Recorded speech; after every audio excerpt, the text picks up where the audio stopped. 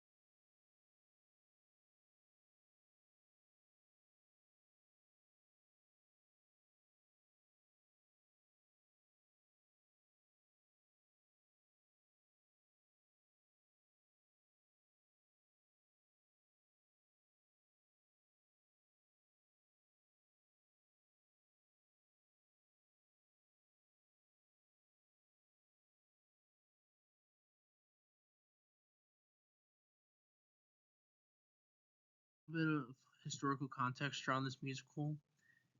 A Strange Loop is a very recent musical, while just being wrote in 2019. It addresses issues that have become increasingly relevant in the 21st century, such as the ongoing struggle for representation and recognition of marginalized identities, including those of Black, LGBTQ, and religious minority communities.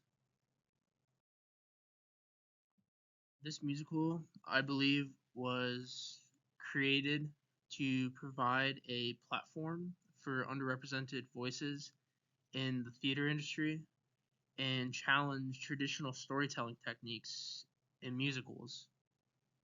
Its purpose also, I believe, is to showcase what the power of art can do to transform and empower individuals and communities.